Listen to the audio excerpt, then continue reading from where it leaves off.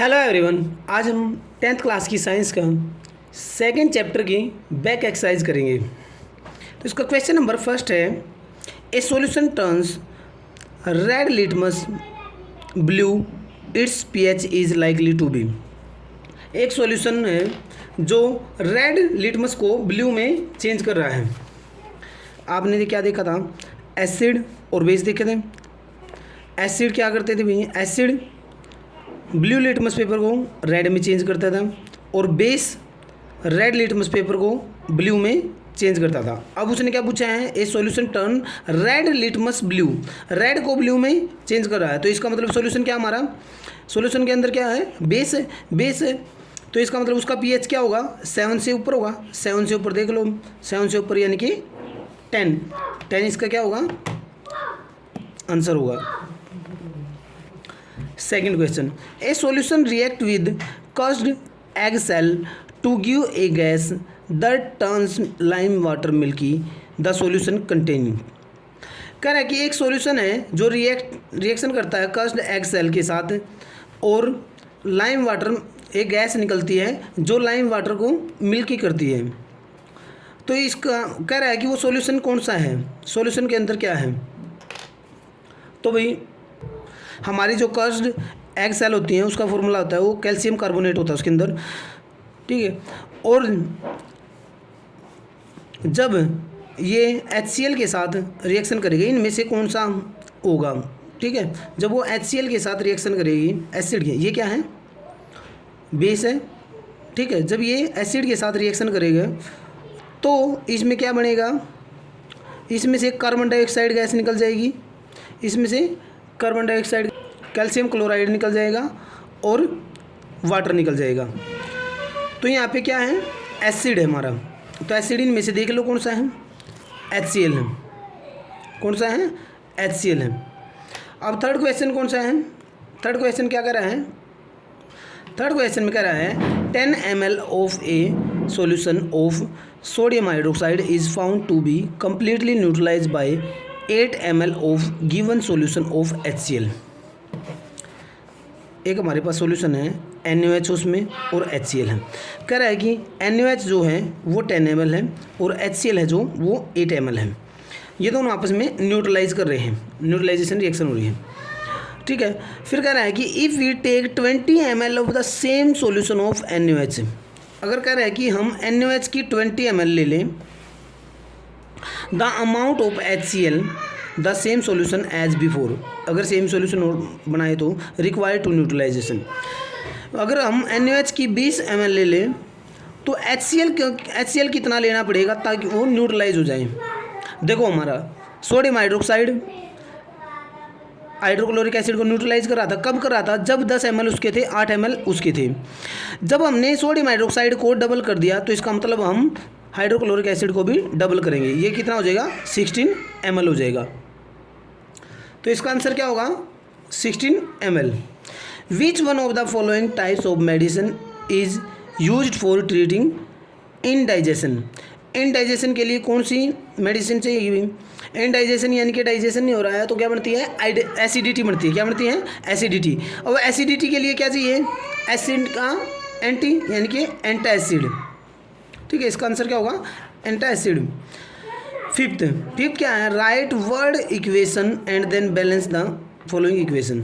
ये भैया हमें वर्ड इक्वेशन दे रखी है, इनके लिए बैलेंस इक्वेशन लिखना है हमें। पहले क्या है, dilute sulphuric acid react with zinc granule. Dilute sulphuric acid हमारा, सल्फ्यूरिक एसिड है, अगर इसकी जिंक ग्रेनुल के साथ रिएक्शन कर दें तो क्या बनेगा हमारा, जिंक सल्फेट बनेगा। क्या बनेगा, जिंक सल्फेट बनेगा और उसमें से हाइड्रोजन गैस निकल जाएगी। अब देखो जिंक इधर हमारा एक है, इधर भी एक है, सल्फर एक है, उधर भी एक है, 4 ऑक्सीजन है, उधर भी 2 हाइड्रोजन है, हाइड्रोजन इधर भी 2 है। इसका मतलब बैलेंस है। तो ये हमारी रिएक्शन है। सेकेंड वाली क्या है, dilute hydrochloric acid react with magnesium ribbon. Hydrochloric acid reaction with magnesium ribbon, magnesium ribbon के साथ अगर हम रिएक्शन करें तो क्या बनेगा भाई, मैग्नीशियम के साथ रिएक्शन करेगा तो बनेगा हमारा मैग्नीशियम क्लोराइड हमारी बन जाएगी और उसमें से हाइड्रोजन गैस निकल जाएगी। अब इसको आइए बैलेंस करते हैं। अब देखिए इधर हाइड्रोजन एक है, उधर दो हैं, इधर दो करने के लिए दो से मल्टीप्लाई कर दूंगा, इधर दो हाइड्रोजन हो गए, उधर भी दो हो गए, इधर दो क्लोरीन है तो इधर भी दो हैं, और मैग्नीशियम इधर एक है, इधर एक है, ये हमारा बैलेंस हो गया। अब थर्ड नंबर क्या है? Dilute sulphuric acid react with aluminium powder. Sulphuric acid है, उसको एल्यूमिनियम के साथ रिएक्शन करा दी तो क्या बनेगा हमारा? एल्यूमिनियम सल्फेट बनेगा, एल्यूमिनियम सल्फेट बनेगा हमारा, और हाइड्रोजन गैस इसमें से निकल जाएगी। अब एल्यूमिनियम सल्फेट का हमारा फॉर्मूला क्या होगा भाई? एल्यूमिनियम सल्फेट का हमारा फॉर्मूला होगा, एल्यूमिनियम पे 3 पॉजिटिव होता है तो ये हो जाएगा हमारा Al2SO3 ठीक है। तो इसको बैलेंस करने के लिए एल्यूमिनियम में एक, उधर दो, इधर दो बनाने के लिए दो से मल्टीप्लाई, ठीक है। अब यहाँ पे देखूँ सल्फर इधर 3, ऑक्सीजन 12, तो 3 से मल्टीप्लाई करना पड़ेगा इसको पूरे को 3 से मल्टीप्लाई कर दूँ मैं, पूरे को 3 से मल्टीप्लाई करूँ तब सल्फर 3 होंगे और ऑक्सीजन 12 होंगे। हाइड्रोजन कितने हो जाएंगे? 6 हो जाएंगे। हाइड्रोजन 6 करने के लिए इधर 3 से मल्टीप्लाई, तो ये भी बैलेंस, ठीक है। अब dilute hydrochloric acid react with iron filling. Hydrochloric acid iron filling के साथ रिएक्शन करेंगे तो क्या बनेगा हमारा? आयरन क्लोराइड बनेगा और हाइड्रोजन गैस इसमें से निकल जाएगी, ठीक है। तो देखो हाइड्रोजन इधर 2 हैं, इधर 1 है, 2 बनाने के लिए 2 से मल्टीप्लाई, क्लोरीन 2 हो गए, इधर भी 2, तो ये बैलेंस। तो ये चारों हमारे वर्ड इक्वेशन थे, हमने बैलेंस भी कर दिए और इनको इक्वेशन भी बना दिए। अब हमारा 6th क्वेश्चन क्या कर रहा है? Compound such as alcohol and glucose also contain hydrogen but are not categorise as acid, describe an activity. ऐसी कोई एक्टिविटी करके बताओ। अब जो एल्कोहल होता है ना, एल्कोहल और ग्लूकोज है ना, ये एक्वस सॉल्यूशन में आयन रिलीज नहीं करते हैं, as positive release ion release नहीं करते, इसलिए इनमें से इलेक्ट्रिसिटी कंडक्ट नहीं होती। अब इसके लिए एक एक्टिविटी करेंगे हम, एक बीकर लेंगे और उसमें क्या लगाएंगे हम? एक रबड़ की कॉर्क लगा देंगे और वहाँ पे 2 ऐसे आयरन नेल लगा देंगे, ठीक है, और ऐसे उसके साथ एक वायर लगा देंगे, इसके साथ भी एक वायर लगा देंगे और यहाँ पे एक बैटरी से कनेक्ट कर देंगे उसको, ठीक है, और यहाँ पे हम एक बल्ब भी लगा देंगे, इसके साथ, ठीक है। अब इसके अंदर या तो हम एल्कोहल या फिर ग्लूकोज, इसके अंदर एल्कोहल का एक्वा सॉल्यूशन इसके अंदर डाल देंगे हम। जब हम बैटरी से इसको कनेक्ट करेंगे, बैटरी ऑन करेंगे तो हम देखेंगे कि भी बल्ब ग्लो नहीं करेगा। अगर बल्ब ग्लो नहीं करा तो इसका मतलब इलेक्ट्रिसिटी उसमें से कंडक्ट नहीं हो रही है, तो ये हमारी एक्टिविटी थी, ठीक है। अब 7th क्वेश्चन क्या है? Why does diluted water not conducted electricity whereas rain water does. भाई डाइल्यूटेड वाटर है जो, वो इलेक्ट्रिसिटी कंडक्ट नहीं करता, क्योंकि जो डाइल्यूटेड वाटर है हमारा, डाइल्यूट वाटर है, वो H पॉजिटिव आयन रिलीज़ नहीं करता, वो आयंस में नहीं टूटता, वो अनआयनाइज्ड होता है। हमारा डाइल्यूट वाटर होता है, अनआयनाइज्ड होता है, इसलिए उससे इलेक्ट्रिसिटी कंडक्ट नहीं होती। और जो रेन वाटर होता है, रेन वाटर के अंदर आपको पता है, रेन वाटर में SO2 और NO2 की वजह से रेन वाटर में सल्फ्यूरिक एसिड और नाइट्रिक एसिड मौजूद होता है, एसिड मौजूद होता है, जिसकी वजह से क्या होगा, उसमें H पॉजिटिव आयंस बनेंगे, तो इसका मतलब इलेक्ट्रिसिटी उसमें से कंडक्ट हो जाएगी। अब हमारा 8th number question, why do acid show acidic behaviour in the absence of, why do not show acidic behaviour in the absence of water. कह रहा कि एसिड वाटर की एब्सेंस में एसिडिक बिहेवियर क्यों नहीं शो करते? क्योंकि जो एसिड है हमारे, एसिड वाटर के अंदर H पॉजिटिव आयन रिलीज़ करते हैं और हाइड्रोनियम आयन बनाते हैं, ठीक है, H पॉजिटिव आयन रिलीज़ करते हैं, ठीक है, आयन रिलीज़ होंगे तो, ठीक है, H पॉजिटिव आयन रिलीज़ करते हैं वाटर के अंदर, इसलिए वो एसिडिक बिहेवियर शो करते हैं। और कह रहा है कि why do not acidic behaviour क्यों नहीं शो करता? एब्सेंस, वाटर की एब्सेंस होगी, वाटर में क्या करता है, H पॉजिटिव आयन रिलीज़ करता है, अगर वाटर नहीं होगा तो H पॉजिटिव आयन रिलीज नहीं करेगा, इसलिए एसिडिक बिहेवियर ये शो नहीं करेगा। क्योंकि एसिड की एक प्रॉपर्टी होती है कि भी वो H पॉजिटिव आयन रिलीज़ करेगा वाटर के अंदर, ठीक है, ये इस प्रॉपर्टी की वजह से। अब 9th क्वेश्चन हमारा है, 5 solution A B C D E when tested with universal indicator shows pH as 4, 1, 11, 7, 9। इसको हम बुक पे ही करेंगे, ठीक है। रिस्पेक्टिवली विच सॉल्यूशन इज, देखो हमारा एक आपने एक pH पेपर पढ़ा था ना, pH पेपर हमने बनाया था ना, pH पेपर मैंने चैप्टर में करवाया भी है। उसकी वैल्यू होती है 0 से 14 तक, 0 से 14 तक। 7 पे न्यूट्रल होता है, 7 पे न्यूट्रल होता है वाटर न्यूट्रल होता है। 7 से नीचे क्या होते हैं हमारे, एसिड होते हैं, 7 से नीचे एसिड, और 7 से ऊपर होते हैं हमारे बेस।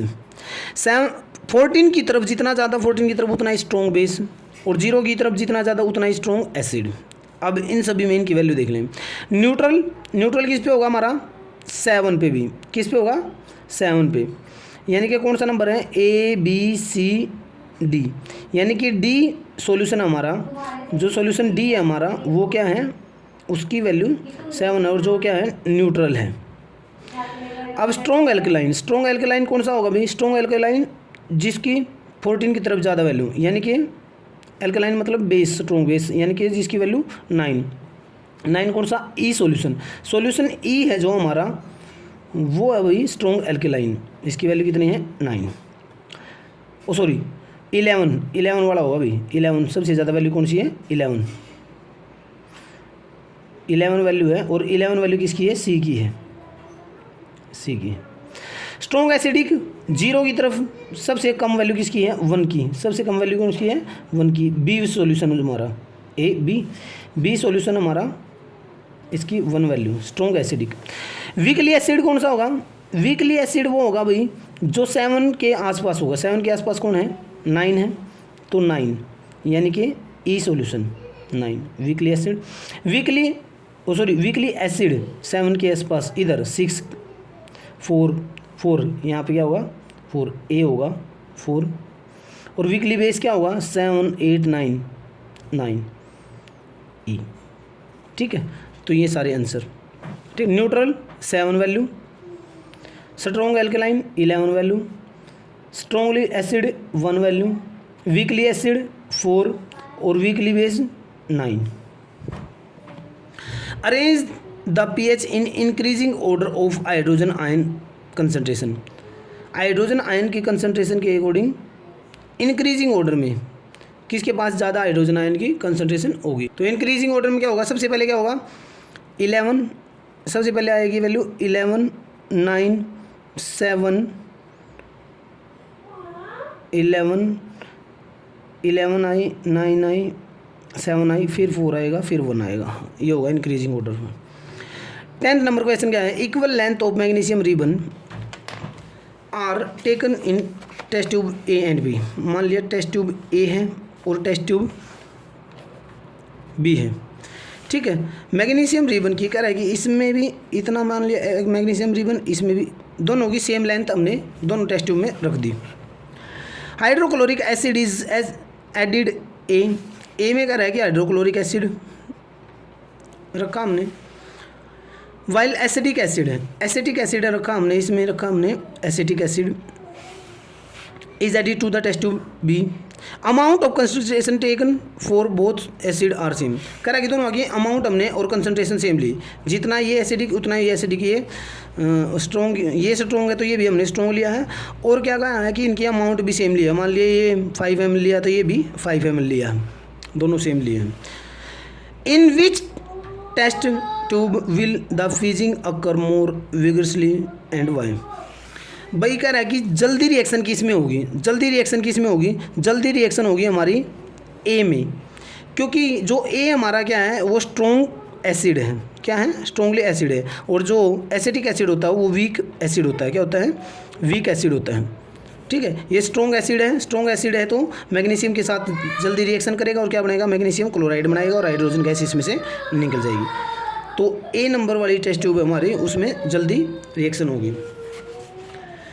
अब 11th question, fresh milk has 6 pH, how do you think the pH will change as it turns into curd, explain your answer. कह रहा है कि जो फ्रेश मिल्क होता है उसका जो pH होता है वो 6 होता है। जैसे कर्ड जमती है तो उसका pH कैसे चेंज हो जाता है भाई? जब दही जमेगी ना, दही जमेगी तो वो क्या होगा, उसके अंदर लैक्टिक एसिड बनेगा। क्या बनेगा? लैक्टिक एसिड बनेगा। लैक्टिक एसिड बनेगा तो इसका मतलब क्या होगा, उसका पीएच क्या होगा, डिक्रीज हो जाएगा। उसका पीएच क्या हो जाएगा, डिक्रीज हो जाएगा। अब 12th, a milk man add a very small amount of baking soda to fresh milk, why does he shift the pH of fresh milk from 6 to slightly alkaline. कह रहा है कि भी एक व्यक्ति ने दूध दिया है, दूध दिया ने क्या किया, अपने दूध के अंदर बेकिंग सोडा मिला। क्या मिला? बेकिंग सोडा मिला। बेकिंग सोडा मिला है, सोडियम हाइड्रोक्साइड होता है हमारा बेकिंग सोडा। बेकिंग सोडा उसने मिलाया। बेकिंग सोडा क्यों मिलाया? पहली बात तो पूछ रहा है कि उसने why does the shift pH of fresh milk 6 से उसको क्यों उसने चेंज किया भाई? उसका pH कैसे चेंज होगा? क्योंकि जो बेकिंग सोडा हमारा क्या है, बेस है। क्या है? बेस है। बेस उसने मिला दिया दूध के अंदर, तो फ्रेश मिल्क का 6 होता है, 6 है और बेस उसने मिला दिया तो 6 से किसकी तरफ चला जाएगा, और बेसिक हो जाएगा। वो क्या हो जाएगा, और बेसिक हो जाएगा। हमारा जो दूध है बेसिक हो जाएगा। और फिर कह रहा है why does this milk take a long time to set curd. अब कह रहा है इस दूध को दही जमने में ज़्यादा टाइम क्यों लगेगा? दही जब बनती है तो लैक्टिक एसिड बनता है। क्या बनता है? लैक्टिक एसिड प्रोड्यूस होता है। अब जो लैक्टिक एसिड प्रोड्यूस होगा, पहले वो इस बेस को न्यूट्रलाइज करेगा। पहले जो ये बेस होगा इसको न्यूट्रलाइज करेगा, इसको पहले न्यूट्रलाइज करेगा, फिर लैक्टिक एसिड बाद में क्या होगा, उस पहले उसको न्यूट्रलाइज करेगा और फिर बाद में उसकी दही जमेगी, इसलिए उसको ज़्यादा टाइम लगेगा। अब 13th, plaster of Paris should be stored in moisture proof container. Moisture proof container में क्यों रखा जाता है? क्योंकि भाई जो हमारा प्लास्टर ऑफ पेरिस होता है उसका फॉर्मूला आता है